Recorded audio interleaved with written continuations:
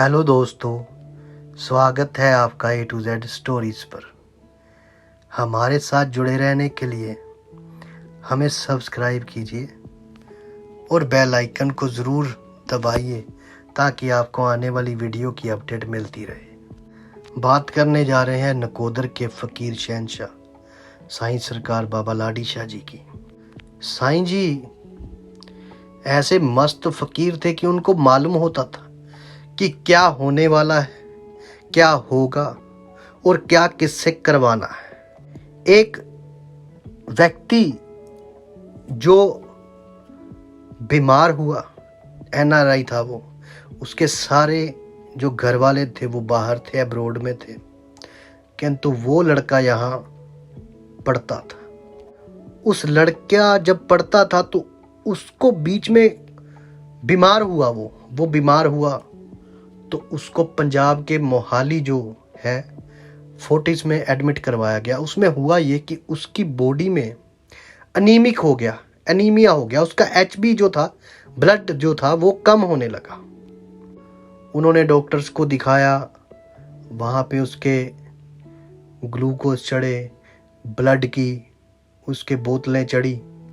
जो भी किया उस वक्त डॉक्टर ने, जो भी उनके हाथ में था, डॉक्टर कभी भी मरीज का बुरा नहीं चाहते, जो भी उनके हाथ में था उन्होंने वो करने की कोशिश की, किंतु वो बात पूर्ण तब नहीं पहुंच पा रही थी, वो ठीक नहीं हो पा रहा था। सब हैरान थे कि ये हो कैसे रहा है। चलो उसके पेरेंट्स तक बात पहुंची, वो बाहर से यहाँ आए तो उन्होंने देखा, सारी बातें हो गई, सब कुछ चल रहा था।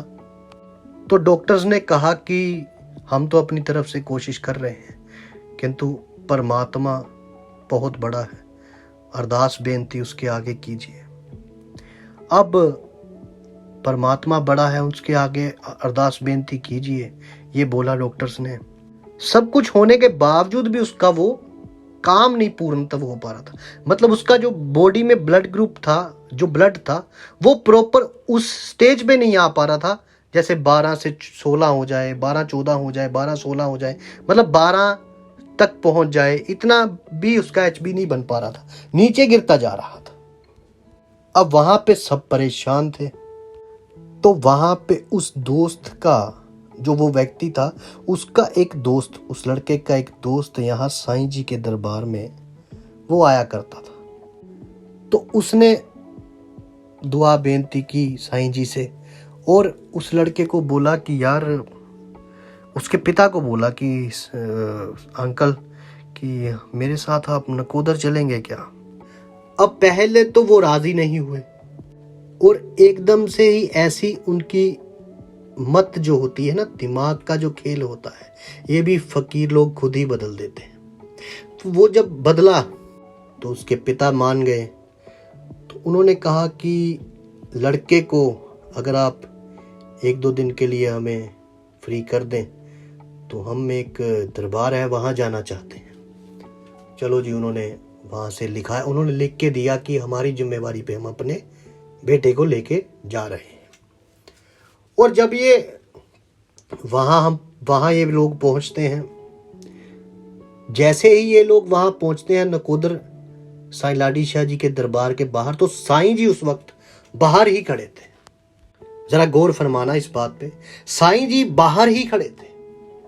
हाथ में उनके सोटी थी, स्टिक रखते थे साईं जी हाथ में, फकीरों जैसी लुंगी थी पहनी हुई, धोती जैसे को कहते हैं, टी-शर्ट था और घुंघरू हाथ पैर में थे। हाथ में एक उनके बाटा था, बाटे के बीच में पानी था।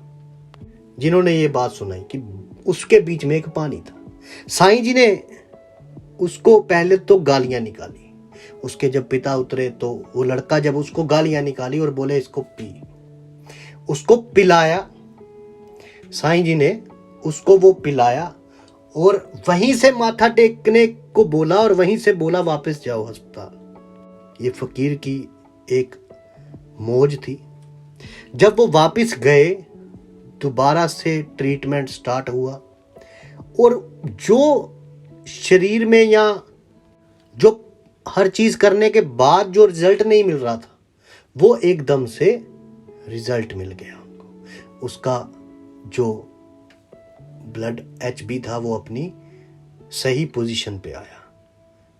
जो पहले ट्रीटमेंट इतनी देर से चल रहा था तो वो नहीं कामयाब हो पा रहा, सक्सेसफुल नहीं हो पा रहा। वही बात आ गई ना कि जो बात दवा से बन ना सके वो बात दुआ से होती है।